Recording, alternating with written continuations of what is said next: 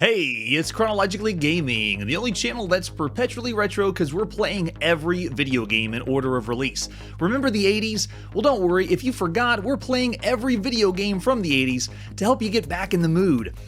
Let's see where we left off. The last game we were playing was Mystery House, a true high-res adventure. Released in May 1980, and let's keep going playing every video game in order of release. Our very next game is... oh yes, it is 1980, and it's time to play Puckman. If it's not what you're expecting, it's because Puckman came out first, because we're playing every video game globally, and this was Japan. Namco released Puckman first in 1980. Let's take a look at the artwork for Puckman. There he is in all his glory, eating his power pellets and fruit, and loving the artwork. This is the original Puckman, at least the Namco Japanese advertisement flyer. They only show the cocktail version of the cabinet, which is interesting. I do too. He looks lovable and fun. And there is an example of the arcade cabinet. Not sure if that was the original Japanese, but it's very difficult to find Puckman because, as you know, they changed the name because people could have changed the name to Yuckman, and no one would have liked that. There's our controls. Very simple, very easy. Up, down, left, and right. And there you go, the arcade marquee for Puckman. If you just change that P to a certain letter, then it runs into some problems. You can see here, he gets the power pellets. He gets stronger and runs around chasing the ghosts. Even until he's had to play right there. The red ghosts are chasing him, and then they're blue, and he's chasing them back.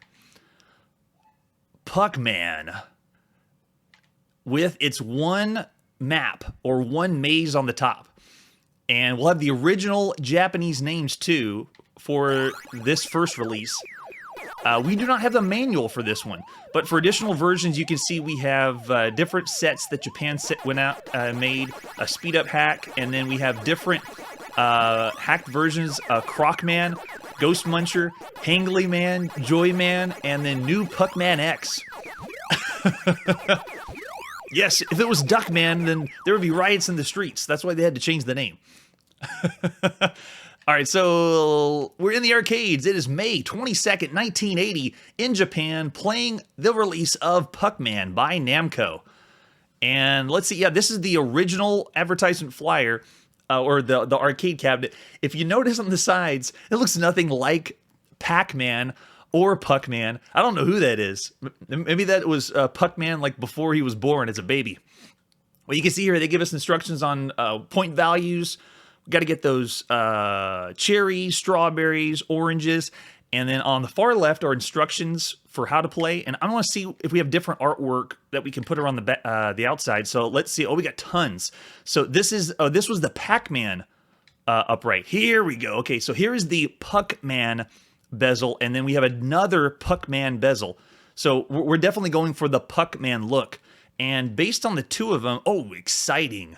Oh, I love it. And then we also have Puckman with a circle around the outside. Okay, I like that one. We'll stick with this one for the Puckman episode.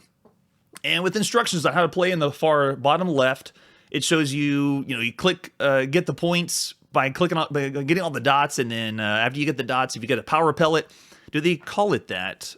We didn't do the manual, so they may have called it in Japan as well. But you click the power pellet, ghosts turn blue, go after the ghosts and eat them up. And then same thing with the points for fruit, collecting the fruit, and the more fruit that you get higher and higher points. And it doesn't tell you what the next fruit is.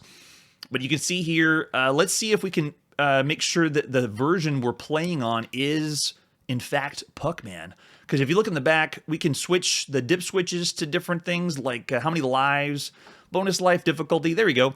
So we have ghost names. I think we're running the alternate ghost names, not the... we'll see. All right, so let's put a quarter in. This is the first time we're playing Puckman. There's our 25 cents. Oh yeah, Namco, push and start.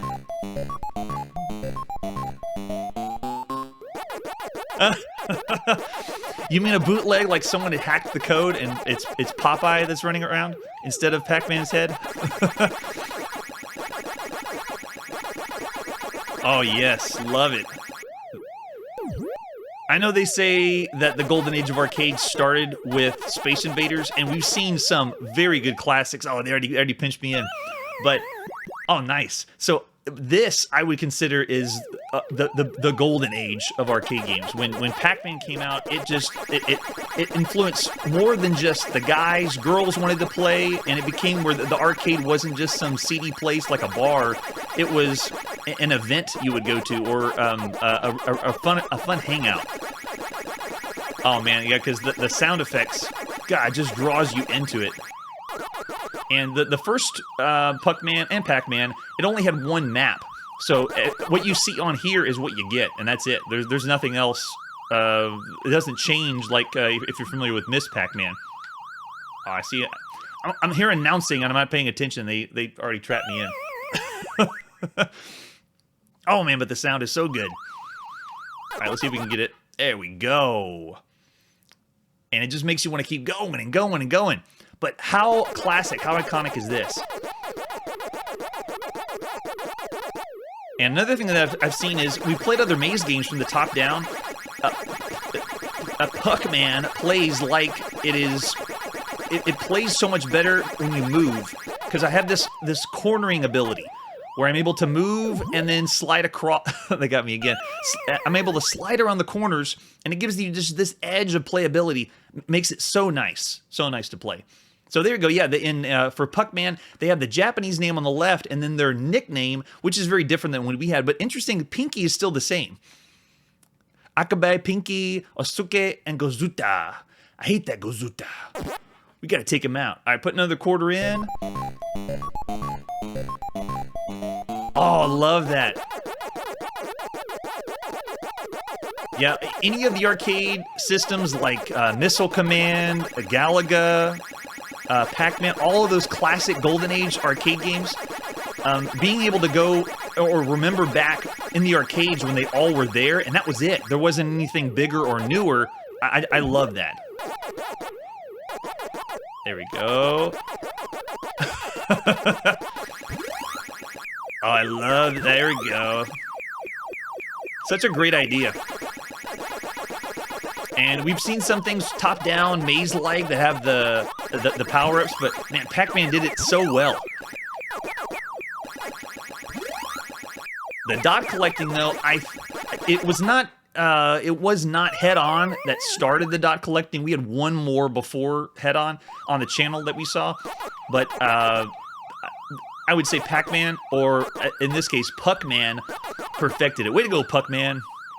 We'll never forget you. Until you turn into Pac-Man, then we'll forget you. I can't believe I got away from that one. They were so nice on there. And you can see the artwork around the outside. It's showing the original design, because Pac-Man's changed so many times throughout the years.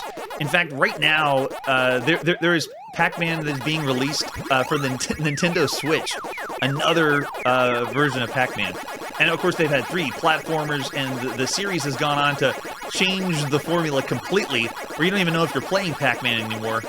But this original top-down view has influenced and inspired so much. And we've already talked about clones and copies on the channel. This is another one of the super influential games that is going to inspire so many clones that you might as well just call them Pac-Man-esque, like name it after the genre. Same way we saw for Space Invaders and Head-On. We're going to see... Oh. Hey, Arcade Jeff, welcome. Oh, yeah. Yeah, that's true. It added the personality. And something else to point out, we played lots of games that have cars, tanks, and vehicles on, but this is one of the first games that had a person that you were controlling, that you could actually make out the face. On the home scene, we've seen for Magnavox Odyssey 2, for example, the games where you're shooting each other, where you have a character that looks like a cowboy on the screen, is another thing that's influential, where it's not a tank or a plane, it is a character. And to make things look like people at this time, way too difficult. But to make something simple, like a character like Pac-Man, you're like, oh, I can identify with who that is. I can see the creature. I can see it as a mascot. But this has driven Namco until today. The current day, Namco's been riding the Pac-Man train. And there's so much you can say about the gameplay too, because I'm sure most people are familiar with the professionals and the scandal with cheating, getting to the 256 level, and then it crashes with the code. But I love that this is something that was able to bring in the masses. And this is not Pac-Man yet. We will see that one. But this is Puck-Man. So we got Puck-Man fever. Agreed. And the artificial intelligence, each one of the ghosts has their own style of play. You notice that the red one always comes out first. And I won't use the nicknames for the Japanese, because they did show us the nicknames, but it's Inky, Binky, Plinky. Wait, Pinky? Inky, Binky. Now I'm already messing up, because we just saw the Japanese nicknames instead of the American ones. Let's see if I can get past there. And just like classic arcade games, keeps getting... Clyde, thank you! It keeps getting progressively difficult. Oh, but it plays so well. Yes, they have names. It's kind of like when someone asks, do you know the names of all 7 dwarfs? And only the uber Disney nerds know all 7 names right off the bat. So same thing with video games. We're going to be reading manuals and going in some depth of the game, so we'll be able to identify the characters on the screen. Like with Mario, did you know that every character in Mario has a name? Oh yeah. All right, so this was Puck-Man, which was the first release in Japan. Totally going to give that one 5 stars, and we will run into Pac-Man and play a little bit more, talk a little bit more about Pac-Man. But for the first one, Puck-Man got the job done, got us off on the rails, and we're going to move on to our next game. Yes. Yes, I do. All right, so we're moving on to Carnival. Still in the arcades, in the golden age. Here is our advertisement flyer for Carnival, as bare bones as it gets. It's a whole new game for old-fashioned fun. Carnival. There's our arcade cabinet. Upright version. Classic. I didn't think I'd get a Hell's Yes, but yeah, I'll take it. Hell's Yes. There's our arcade PCB. Very simple controls. We got a button for left, button for right, and then a button for shoot, which is kind of interesting. They just point the arrow up. Adorable. Yep, just left, right, and shoot. And then there's our arcade marquee and a Carnival, just random Carnival. Why not? And looks like we got full color arcade game. Yes, we're going to see lots of ports of this as well. All right, let's look at the manual, see if we get any more. This is from Gremlin Sega. Here's the owner's manual for Carnival. This is the owner operating manual for the arcade version. And like we've seen, Gremlin always tells us about the circuitry. Yeah. We know. Oh yeah, ColecoVision hasn't been released yet, but we're getting close. We are getting close. All right, so for game concept, Carnival is a 1 or 2 player alternate action game.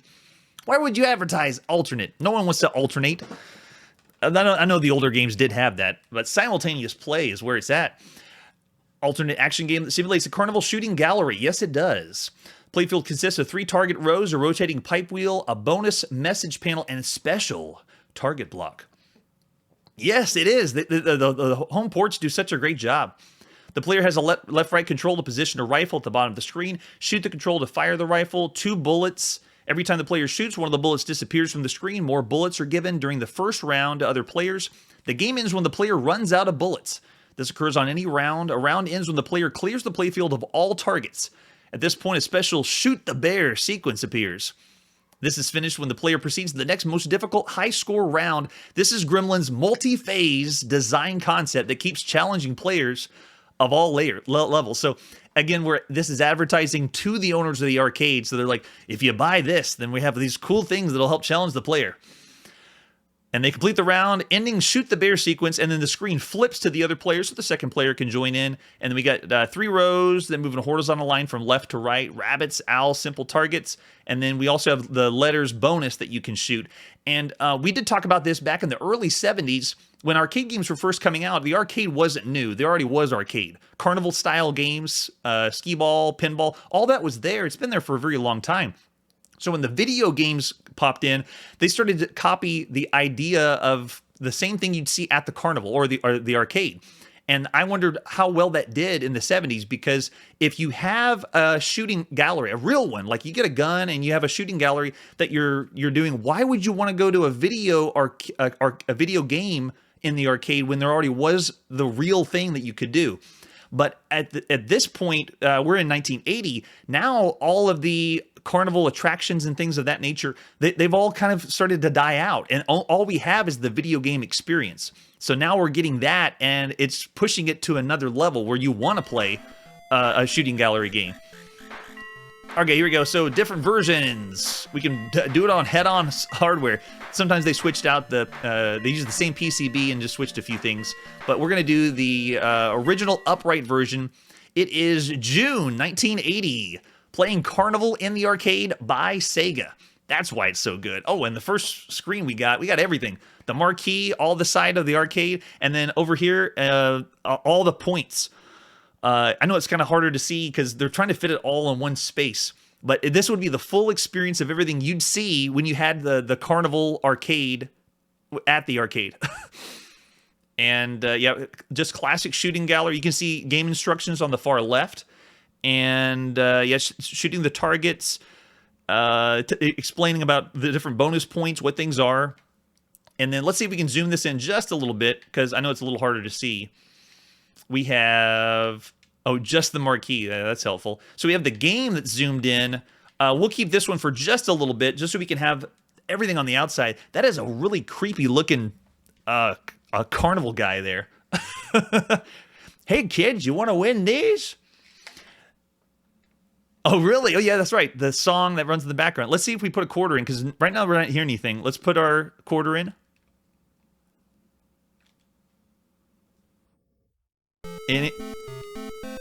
There it is. Over the waves. Kind of the sound you would expect to hear from the arcade. Oh, but yeah, it plays very simple. And what's interesting is it's kind of like a Space Invaders clone.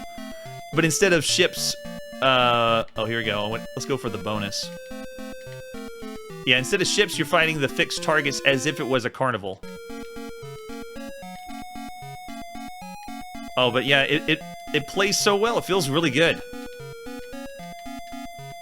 I also don't feel an impending threat, because when you play space shooter games, you feel like, you know, the end of the world's coming and you need to blow up the aliens before you die. And here it's just like, no, we're just hanging out in the carnival, shooting things and gaining prizes. Oh, did I run out of bullets? I think it did. Yep, so you have a limited amount of how you can do. Yeah, I agree. Oh, we can switch. Nice, we can put our name in. All right, we got to do Puckman, since we just played Puckman.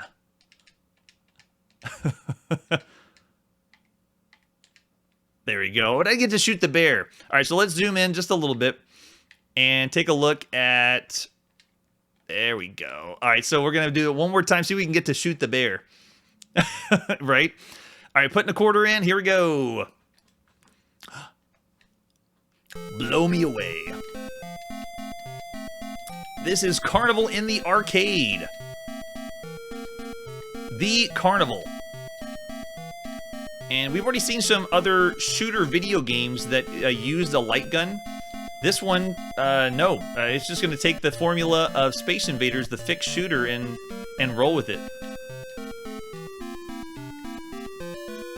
Alright, so this time, I'm going to focus because I want to see the shoot the bear segment. Oh, if the duck doesn't get to me. Get out of here, duck.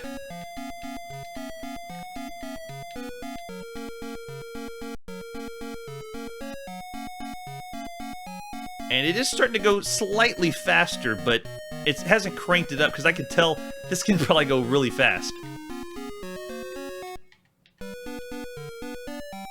There we go. Go for it.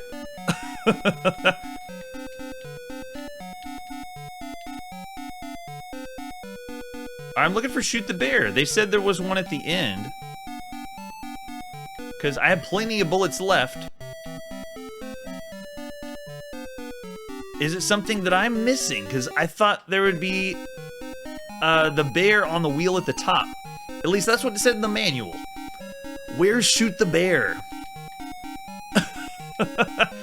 Come on. Oh, you can hit the pins. Oh, thank you. That's it. Yeah, I got plenty of shots, so we can do it. All right, so where's my bear? I need to win that prize. So I'm still going on 1/4. There it is. Yes. Oh, I see. Okay, you want to center it up and then get that bear going back and forth to get his but it goes too fast. There you go. Cool. Great concept, taking the idea of the fixed shooter and then turning it into something that everyone knows when you go to the carnival. The only thing that's even better about this is I'm not getting shystered by any carnies. It's, well, I guess if you consider a quarter munching the arcade, but it's fair. We're playing a fair carnival game here. There we go, and inputting your name at the end, so classic. That's fantastic. All right, so for Carnival, for this one, we're gonna rate it above average. For the arcade, it gets a lot of things right. We're gonna go 3.5 stars, so just slightly above average. But considering it's still using a formula that we've seen before, plus it's basing something on the arcades, yeah, I can see 3.5 or 4. Yeah, we'll go 4 stars for Carnival. The first time, we'll see a lot more ports later. All right, so let's go on to our next game, playing every video game in order of release. This is Cheeky Mouse, still in the arcades. And here's our advertisement flyer for Cheeky Mouse by Universal. Oh my gosh, there's mice everywhere, and multicolored ones, the ones you don't want in your house. Wait a second, why is the wife or girlfriend bathing while there's mice in the house? At least I hope that's the case. She's got to get out of there. There's mice everywhere. Radioactive mice, yes. There's our arcade cabinet for Cheeky Mouse. And then for control panel, looks like we just move left and right. And we got a button for the hammer. They're really hitting on that left-right control. Since Space Invaders, there's so many arcade games that left, right, push a button. Easy peasy. We're not playing any home computers here. Cheeky Mouse. So another one, all color by Universal. I'm wondering how many more games we're going to see in black and white. They've started to fade into obscurity, all the black and white games. No manual for Cheeky Mouse, but if it's left, right, and fire, we're just going to see what happens. All right, it's June 1980, playing Cheeky Mouse in the arcades by Universal. All right, we got everything. So everything you see for the arcade cabinet. All the mice being stomped on, and they have red underneath the mallet like we're exploding blood under the mice. That's great. Yes, high-tech whack-a-mole, love it. Okay, here we go. So attract mode's showing us a little bit how it works. So the mice are at the top of the screen. They move down. Looks like our character is just moving left and right. Oh, and the mice are eating the floor out. So you have to whack them before that floor goes out. What's happening with the sound effects, though, in the background? It sounds like we're getting a constant sound of something. So I'm guessing the emulation's a little off for the screen, but let's put a quarter in and see what happens. This is our 25 cents for Cheeky Mouse. That Cheeky Mouse. All right, so for Extra Man, we get different points, and then there's some weird purple bug. That's the mystery bug. Yeah, there's some like background interference that's happening. But here we go. Moving around. It looks like I'm going to get... Oh, I see it. Once the mouse starts to dig, I can stomp him. But this is very interesting because this is the very first game we've seen that is taking place on a two-dimensional plane. So this is the very first time we've ever seen a character do this, where we have someone who looks like a human being moving left and right and on a 2D plane. But it plays really well. Smooth to move left and right, and then you can see here I can mash the button and really whack these mice quickly. And it looks like I'm just trying to keep them from getting the cheese at the bottom. But how does it continue? Oh, it's showing me at the top who's going to show up next, or which mouse, but it looks like every time they dig through, they're taking a piece, and then they go back up. And I bet when I lose all the cheese at the bottom, then I'm out of here. We didn't have a manual to explain it, so we're just going to use our... Oh, okay, yeah, we will see Gopher in the future, too. This was the first one to release, Cheeky Mouse. Oh, we got green mice now. Yep, and they're going nuts. They're way faster. All the rats of the rainbow. Oh, there's the bonus one. Oh, what? Okay, the bonus one just destroyed me. The mystery bug. Yeah, see, it's like, it's more, I'd say more sophisticated than a whack-a-mole, because I have more freedom to move left and right, but it's the same idea. You want to take the one that starts digging first. Yeah, it looks like I can just, I just need one hit. I'm just having way too much fun smashing them over and over again, but you just need one hit to make them splatter. But they're making them splat. The color of the mice is actually splatting on the screen. Well, not the screen, but you can see them splat. Look at that. Yep, now we got blue. They're going crazy. Yeah, so you just mash the spot whenever they first touch, and you want to time that and get the... Yep, see, too slow on that one. Let's see if I can get this. Wow, yep, so you have to really get the timing down whenever the mystery bug shows up. But I'm still playing. This is 1/4, ladies and gentlemen. I'm still going, even though I'm pretty sure I've died a few times. They're giving me the best experience. Come on. And if they do grab one of the cheese, we'll say cheese, in the bottom, and they start coming up, then you can grab them again.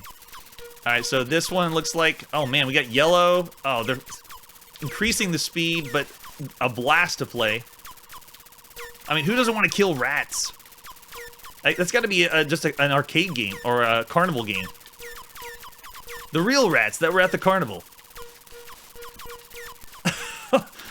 Yep, see, I don't let my guard down. They're going too fast. And see, they come up through the hole, so you know where they're gonna pop up. Okay, I got one of the mystery bugs, but not the other one. Yeah, this is the best thing we've seen before, and the fact that it's doing a 2D plane, it's incredible. I know we're not jumping, so we can't really call it a platformer yet, but this is it. I look like a person, and I'm moving left and right on the screen, so the best looking thing we've ever seen. Oh my gosh, and these blue ones are insane. Okay, yeah, this is... You need to call an exterminator, bud. I hope I'm not the exterminator, I'm just the boyfriend, but you need some help here. This is like insane amounts of rats. But I'm still playing on 1/4. This is the same quarter, and I'm still going. Go get him! Don't let him through!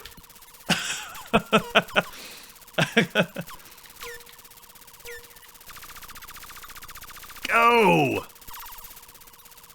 Gotta get that mystery bug. Here we go. Here's a bunch of them. So the mystery bug goes... Okay, yes, I got both. Oh, okay, but they got all the cheese at the bottom, so I am down. There's my game over. That cheeky mouse. This was by Universal, but I'm not familiar if this was North America for the first release, or, like, the name, Cheeky Mouse, was it a European release first? Everything we've seen to this point has been North America or Japan for the very first release. But there you go, that's Cheeky Mouse in the arcades. That is incredible for 1980. So, for the time, we're giving that one 5 stars. It was the first time we've seen a human player that looked like a human and was on a 2D plane, and graphics. Sound effects weren't emulated very well, but I'm sure the actual arcade was better. But that was fantastic for the time. Yeah, very fun. All right, let's move on to our next game. We're still in the arcades. Here we go. This is Extra Bases, and we've seen actually very similar baseball games in the arcades already back in the 70s. Let's see if Extra Bases has anything for us. There's the artwork for Extra Bases. Looks like this is by Midway. So it may have been another game we played in the past, but this is just a different publisher. Loaded with fun action, fascinating 1 or 2 player video game featuring colorful field. Colorful field. That's a good way to advertise it. Controlled pitching, run for bases, fielding, scoring, crowd cheering, exploding home run sounds. Oh, all the realism and excitement of America's favorite pastime. Another big league winner by Midway. And that's advertised the same way as what we saw with other baseball games in the arcades. Don't know if they're going to bring anything more to the table. So there's our arcade cabinet. We can see the trackball on the display. So this is Midway using the trackball, and I thought Atari had that trademarked. It looks pretty close to it. Yeah, there we go. So there it is. I wonder how they got away with that, because I thought it was trademarked by Atari. We have a button for pitch, and then just one button for the bat and running. There we go. Yeah, so pitch and swing are one button, and then moving around up, down, left, and right for our controls. And looks like it is, full color. Okay, so this is the very first full color baseball game we've seen in the arcades. Everything in the past had a plexiglass overlay or different artwork on the arcade cabinet, but it was programmed in black and white. So Extra Bases is the very first color baseball game. I don't know what's happening with our video snapshot, though. It looks like it's washed out. All right, let's see the manual. This is Midway's Extra Bases. And there's our two arcade cabinets that you could go for. The cocktail or upright. Really love the cocktail. For baseball, it works really well. And then we were looking for just general information about the game, how they would describe it back at the time in 1980. This is going through installation. We're not installing arcade cabinets on Chronologically Gaming. And we're not selling to vendors of arcades in 1980. So it looks like we're still just getting only pieces, and yeah, you can see all the parts and assembly information. So yep, no help there with the manual for instruction of what the game's like. Really helpful for the operator, though. All right, so we're in the arcades. It's June, summer of 1980, playing Extra Bases in the arcade by Midway. Oh, we got it all. Awesome. Okay, so we have the artwork of the arcade cabinet around the outside, and then they're giving us the artwork that you would have seen for the plexiglass overlay. And this looks really similar to what we've seen before. It almost looks identical. Same thing with the batter at the bottom that we saw in the mid-70s. So there's a game called Tornado Baseball that was the first one, and this looks identical. Like they took the PCB and just modified a few things, and it's the same game. Even the score on left and right side. So it may be a later release of the same thing we saw before. All right, so let's put a quarter in and see what Extra Bases is like. Ooh. Press the pitch button to start pitch. And you can control the pitch. Oh, they call it a roller ball. That's great. Midway's roller ball. Press the bat button to swing the bat. Hold the button down. And press any button to start the game. Let's do it. All right, let's see what Extra Bases is like. One player. So if you want to play two players, we put a second quarter in. Don't have a second player with me. So the other thing we've seen is no other computer was playing baseball with us. We only had one other game. Most of them were you needed two people. So it looks like we can play one player. Yep. First, beat me for extra inning. Good luck.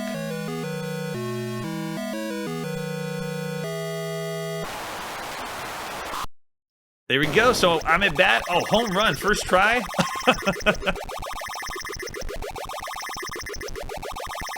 Something else we're first getting on the channel is the background crowd and sound effects. It was advertised. Oh, that was cheap. But it wasn't emulating correctly. So now we have the... Oh, now, see, I got too cocky thinking I got the first home run. And notice how the pitcher can use the trackball and whip it to the side. So you got more control of the pitcher and the ball, but... Okay, yeah, you can just throw sliders too. That's cool. There it is. Nice. Okay, so the full experience and presentation are better than what we've seen. Because we have the sound effects too. Oh, see, that'd be great to play with two people because you have so much control over what the what the pitcher can do with the ball. Before we didn't have that. Midway's roller ball. So there's three outs. Now we're switching, and oh, you have to put another quarter in. Let's see if it lets me pitch. Or I got to put another quarter in. Okay, so yeah, I can pitch. There we go. And check out the control of the baseball. I can do like. Since it's using the trackball, you can just be really, really sneaky. Look at this. But it is nice. I'm playing a computer. I don't have to have a second player. Oh, see, I wasn't paying attention. Look, I got to get my outfielders over to the... Come on, move over to the ball. So he just got an infield home run. Very poor on my part.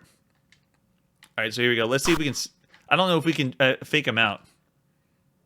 So they're making it so, yeah, you have the similar controls moving up on the joystick to aim to throw the second base, and then to the right's third base and left. So it's using those controls that we've seen before.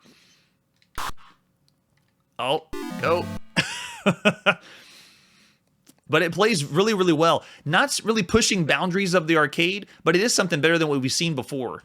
So that was Extra Bases by Midway. I dig it. That was really good for the time. We're going to go ahead and give that one 3.5 stars. From everything else we've seen, and the graphics themselves, the color is just a notch above, but everything else as far as gameplay is about the same. The presentation, though, is fantastic, so it's better than what we've seen before. All right, so 3.5 stars for Extra Bases. All right, moving on to our next game. Totally in the golden age of arcade games. Our next release is King and Balloon in the arcades. Another big one. Influential, so much fun. This is awesome. Okay, so let's take a look at the advertisement flyer. This is King and Balloon. Save the King. King and Balloon, the fun-filled sound of profit. The sound of profit.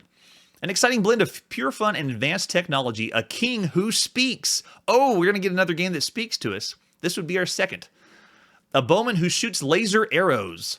Balloons which capture kings. All audio is in the software. That is big. So I explained before, some of the arcade cabinets, we weren't hearing sound because the sound was being programmed for the arcade cabinet and not on the arcade PCB. So in this advertisement flyer, they're telling us all the audio is in the software, which means it's possibly to be emulated and we'll be able to play it. And then I always enjoy how they advertise the size of the monitor. Was 19-inch monitor a big deal in 1980 to have a 19-inch monitor? I guess so. All right, so there's our arcade cabinet, and you can see they're calling it an upright monitor. Take a look at this, the cabinet. We've had a few, handful, that have been a vertical orientation. In Japan, they call it tate mode or tate mode. And so this is another example of a vertical, turning a monitor on its side and playing the game vertical. There's our PCB. And then for control panel, we have, moving left, right, and fire. Imagine that, an arcade game that uses left, right, and fire. Who is this by? GPI. Oh, Game Plan. Okay. Not as well known. GPI or Game Plan. So yeah, controls are left, right, and fire. There is the arcade marquee. That is epic. So I love when they have artwork that you are supposed to imagine while you're playing the game that the person you're controlling looks like that.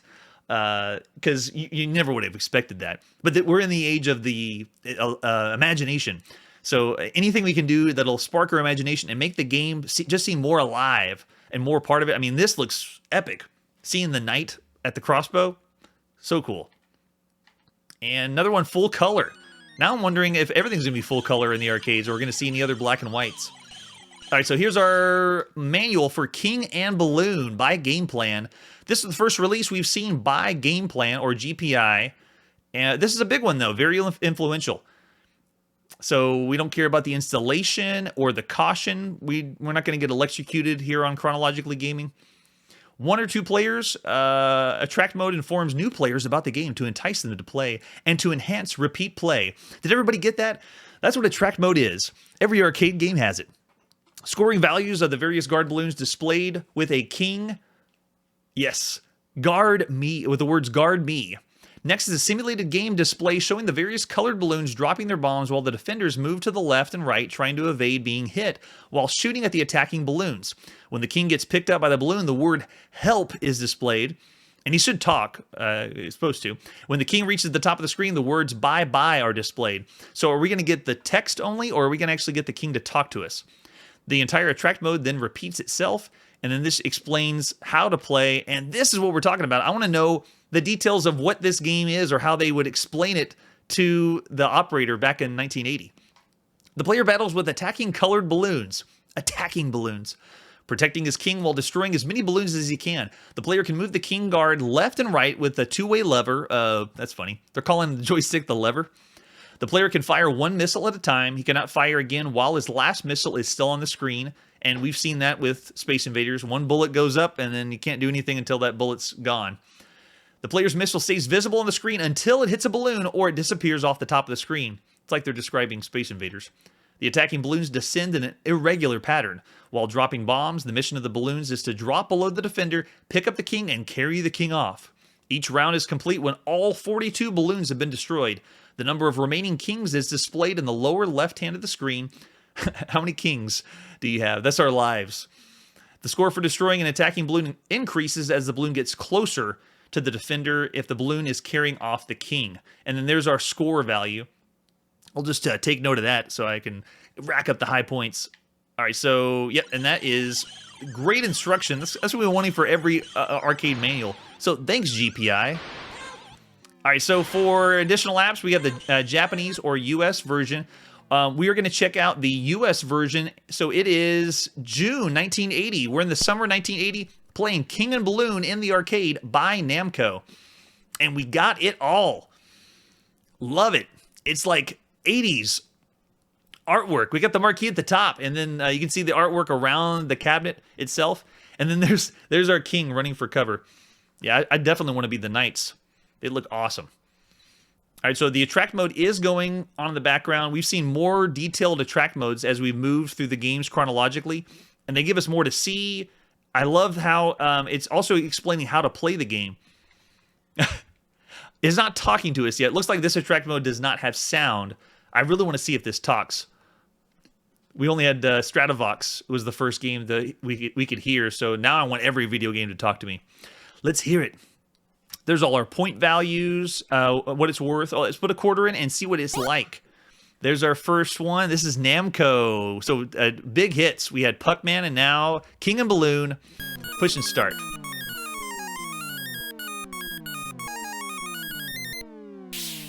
Oh yeah, and by the way, listen to the background sound effects.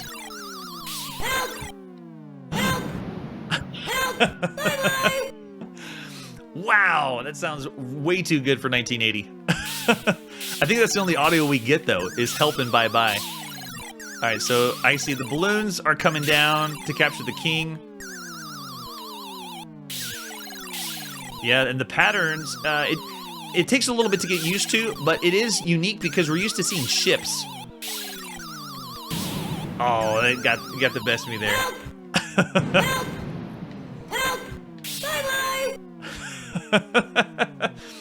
I don't know how well the audio is coming in there. It sounds like he's yelling at us, but it doesn't sound like a king. It sounds like it was recorded by a developer's kid.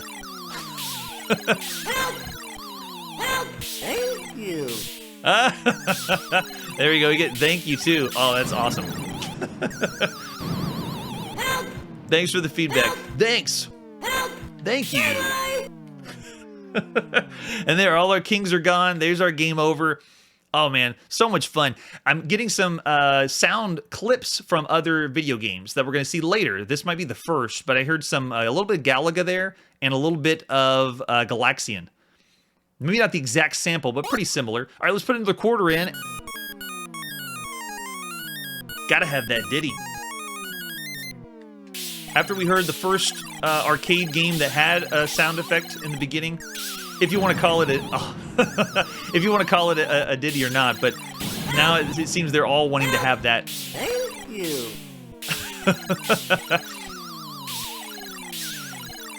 All right, so similar formula as Space Invaders. Can't call this a clone though because it's kind of like a Galaxian. You can't call Galaxian a clone of Space Invaders. It's taking elements from Space Invaders and then making things better. Thank you. Yes, we got the video game to talk to us. Thank you. And since it's based on the king being picked up and leaving, then that means that... Oh, this is not looking... As long as we keep the king alive, we just can keep going. Yeah, we can get one more. Just wait for it. The king in the arcade graphics looks nothing like the king around the arcade cabinet. Yeah, I agree. Just let him take the king because you can just easily get him on the pick-off because I don't see anyone coming down for a strike. But we do have the balloons shooting off bullets. Help! Thank you. So cool. We're seeing more and more classic sound effects from the golden age of arcade games. They just keep getting better and better. Thank you. Games talking to us is just a cherry on top, but all the sound effects, it just bring them back so much. It's awesome. Help! Thank you.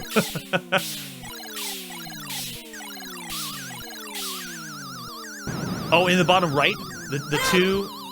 Help! Bye-bye. That they're aimed in the corner. I love the look of them, but it's something specific. Oh, I don't think. Yep, there you go. There's the last one.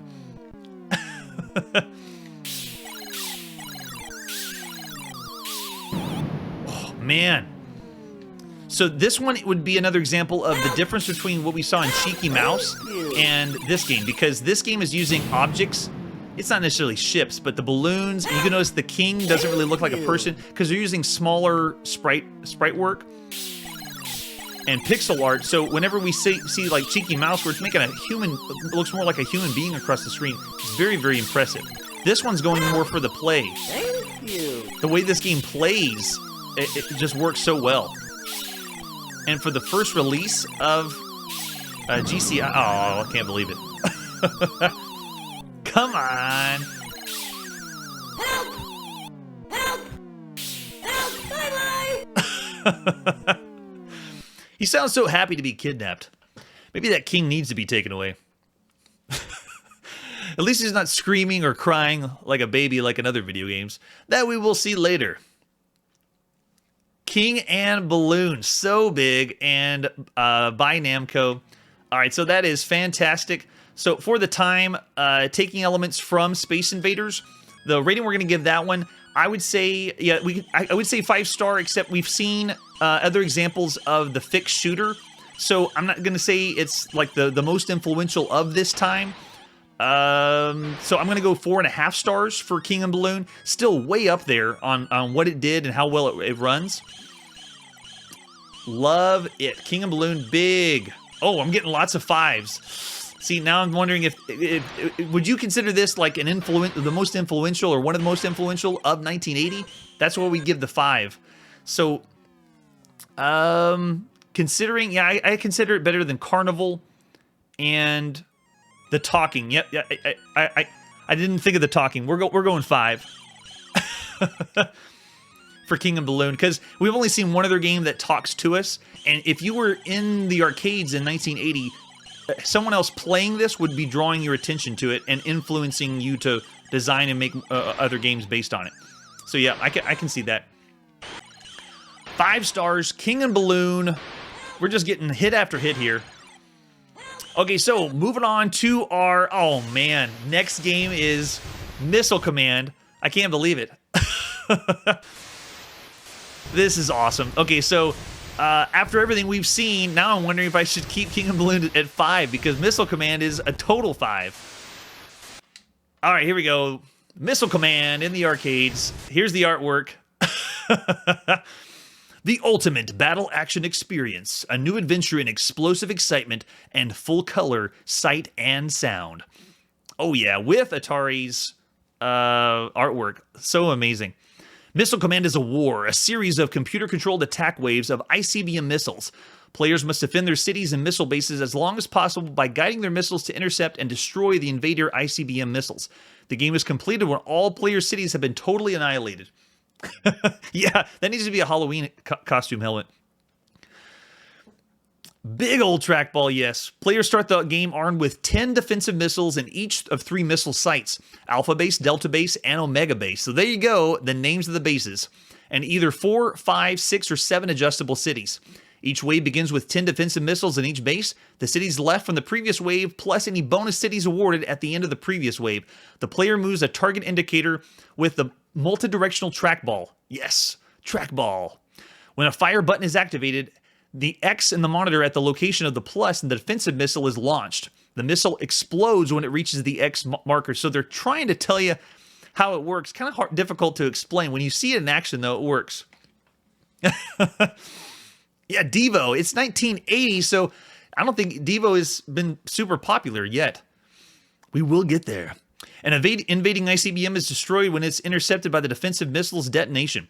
Difficulty, challenge, and excitement increase when each successful wave. Wave 1 has MIRVs branching attack missiles. Wave 2 offers killer satellites and bombers. Wave 6, smart missiles. The objective is to keep the home city safe from destruction as long as possible for longest potential gameplay. The better the skill, the bigger the reward. Unique high score table adds incentive and replay challenge. If a player has one of the 8 high scores, it can enter 3 initials. Okay, so we get to put initials in. And then we have showing the different operator options and specifications, all the languages. Oh, man. There we go. The original upright cabinet of Missile Command. With, I got to see the control panel because that's the most iconic, at least to me. There's our PCB, and here we go. Missile Command's control panel with the trackball removed. But right in that circle hole, that's where the trackball would be. Massive trackball for the target control. And then they have things on the control panel that makes you feel like you're in control of a missile base. There we go. So each one of the buttons that you have on your control panel is which base you're going to be firing from. Alpha base, Delta base, or Omega base. And we're going to be using the trackball. I want to make sure we have that for our controls. There's the arcade marquee. And there you go. Full color. Oh, man. Classic.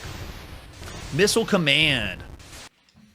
So for the manual, Atari's operator and service manual for the original Missile Command, this is... Okay, yeah, parts and information. Want to see if they have anything about what the game is. They always have so much for the Atari manuals. So here we go. They always explain on the Atari manuals what's the newest thing for this system. And it's the color TV monitor, 19-inch monitor, and then an isolation transformer. And that has to do with the power of how it gets to the monitor. So if there's anybody viewing that is a arcade operator, please send me some comments. Let me know, because I've only in my life worked with 2. And we didn't get too much in the trenches because that involved arcade cabinets from the 90s. And these are the golden age. So these are classic arcade cabinets, a little bit different. I agree, yes. So they always start with the game inspection, installation. I want to see where they talk about the game itself. Let's see, power supply. Yeah, so this is about, yes, self-test procedure. And this is what you would do whenever you boot this up. And we haven't seen too many arcade cabinets that need some tweaking. We had a couple, but we're going to see more later that actually need a few setup before we can play the game. There we go, Missile Command. The game depicts an Armageddon-style war. And if you were there at the time, this is during like the Cuban Missile Crisis. So this is one of those games that if you see the game over screen, it can make you a little scared, a little freaked out, because of thinking of just getting blown up from missiles. This game makes you feel that way. So we use players defend their bases and cities with anti-ballistic missiles, ABMs. The enemy, the game computer, launches incoming waves of attack missiles. These missiles may be either individual or branching attack missiles. In addition, the enemy occasionally launches missiles from fast-moving killer satellites. That's the fast-moving one over the top. Oh, that's right. I'm sorry. Cold War. Thank you. Players receive varying numbers of points for intercepting attack missiles, for having unused missiles still in their base arsenals, and for having cities undamaged after a missile wave. The game has 5 possible modes of operation: attract, ready to play, high score. So they're showing you the different modes, and then how you can reset high scores or change the high score.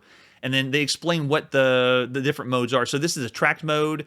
Then for play mode, all 3 bases have 10 ABMs ready to be fired.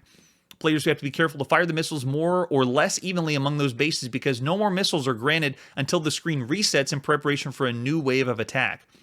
The game continues until all cities are destroyed, has no operator selectable fixed time length, and a skilled player can play longer than a novice. And yes, I've seen some skilled players at this. It is awesome how well you can continue playing just knowing which base to select. Not necessarily the trackball, because the control is awesome. Very smooth. During the second wave, a killer satellite or bomber will appear on the screen, moving quickly and launching attack missiles at the bases and cities. Players get bonus points for shooting down the satellites or bombers.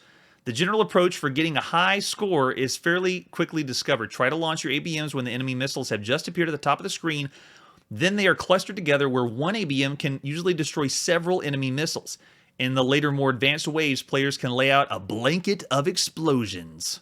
Oh yes, and we get to put in our initials. Put that high score up there. All right, so for different versions, this one is very popular. So we have a bootleg called Missile Combat, a Videotron bootleg called Missile Combat, and then a multi-game version, Super Missile Attack, and a different one. So there's different versions that are out there. We're going to play the original classic version of Missile Command. It is June 1980. This is Missile Command in the arcade by Atari. Nice, and we got just a few information that you'd see around the monitor, which is which players playing, the high score today, and then the different bases at the bottom, which just are highlighting what you see on the screen. So nice to have that. I want to see if we have the trackball ready to control. I had some friends too that they just didn't get it. They didn't like Missile Command. Didn't appeal to them. I'm a huge fan because we've seen trackball games, but if you think about it, this is the very first game we played on the channel that is using a cursor. Essentially, it's a mouse turned upside down, but it's a cursor moving around the screen that you're using to select things. And of course, the mouse and a cursor selecting object were around for a very long time. But the first video game that implemented it was Missile Command. All right, here we go. Putting a quarter in. And apologies for anybody sensitive to flashing lights. The game over screen gets pretty flashy, so please close one eye if you're sensitive to that. Okay, so 1 credit's in, push and start. Let's see what happens with the trackball. Oh, yeah, so the trackball feels a little bit loose, but I do have... I'm going to switch up the controls probably because it's so sensitive that you want to be able to make it feel almost like you're playing with a mouse. And you have to make sure you're using the correct tower to make the explosion go off to match when the missile comes down. And then, of course, you're going to get more points based on how accurate your explosions are. And then, but look at this. It's like we're using a mouse cursor across the screen. And then the other thing, too, is knowing when and which base to send your attack missiles from. Because if you send it from something on the left side when it's coming from the right, then you don't really have the best strategy for it. So lots of strategy involved with Missile Command, and the more you get into it, you get in a really good zone and a groove of which base you want to send it to. So we're now at the next level. It's going green, and we have different missiles that are going to start splitting on us, and it gets progressively harder for us. We also could check out the dip switches in the back of the arcade and make some changes, because we obviously can make it so that... Get there. There we go. So yeah, I knew that since I was near that base, I should be... Oh, I'm all out. And there, I ran out of missiles, so yeah, 2 cities down. Didn't do it well. Need to aim better. Oh, man. So yeah, timing and where you need to focus your shots is what's so important about it. But it's just so fun to play. It works really well. If you played other ports of the game and you didn't have the trackball, I can understand that not being as appealing. In the arcade, though, if you've ever played the first arcade cabinet, it works really... Oh, there you go. Is every city... No, I got 1 left. I don't think I can survive. No. That last UFO is probably going to blow me up. Oh, yeah. The end. That's the best game over screen we've ever seen on the channel. Missile Command got it. The end game. All right, so I'm going to load it up with a different set of controls so we can have a little bit more precision. So give me 1 sec. We're going to go in with... Let's see if this one goes for us. Here we go. It is 1980, the summer of 1980, and this is Missile Command. Let's put some money in here. There we go. Okay, now we got full range. Do we got control of... Yeah, nice. So this is... So I just switched out the controls so I could be using a mouse to emulate making it as if it was a trackball. So we've also zoomed in a little bit, so we're not getting the extras that you'd see on the arcade cabinet. But we get some nice artwork on the sides over here. Kind of showing you what it would be like to see the control panel for it. But now we can select Oh, yes, there's the splitting missiles. Those are the ones I always hated because you think you're only hitting one missile and then all of a sudden it's 4 or 5.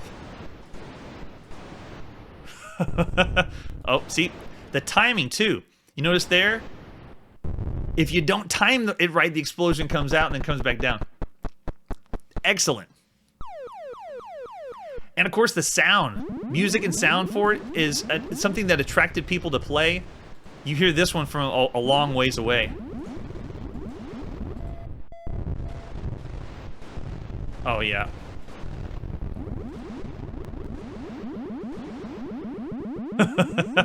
Gotta get that timing down. Yeah, the arcade plays so well. We're not going to see perfect ports of any arcade games for a very long time on the channel. Anything we see on home computers... Oh, yeah, see, now they've cranked it up. It's way too much. Oh, man. Oh, man. The worst part is if they blow up your base that has the missiles, because then you lose all the missiles there. It's even more devastating than the city.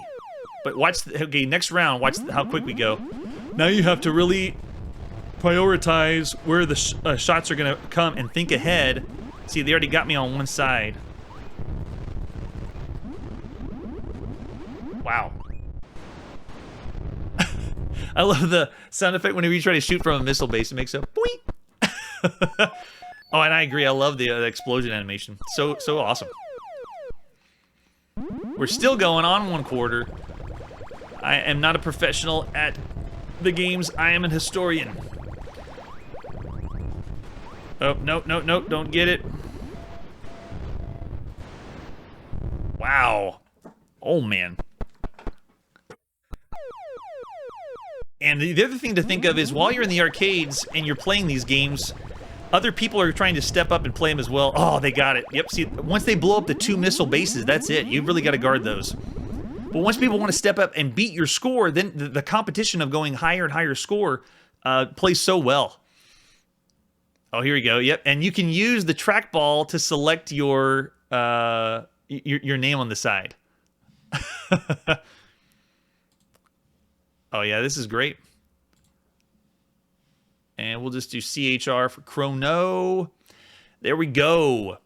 Missile Command. So we went a little over time because we got all caught up in Missile Command, but that was one of the things that defines the golden age of arcade games.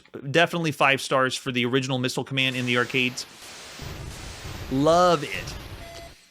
All right, so that is all we have for this evening. Thanks so much for watching. We're going to continue playing every game from the 80s in order of release. So we will see you guys next time. Hey everybody, thanks for checking out the channel and joining me on my quest to play every single video game in order of release. We'll be streaming live every weekday at 9 p.m. Central, so join us and let us know if we miss any games along the way. This video would not be possible without RetroArch and Launchbox. Please tell your friends there's some crazy guy out there trying to play every single video game. You can always check out Chronologically Gaming on YouTube, Twitter, Instagram. Chronologically Gaming is the name to look for. We will catch you next time.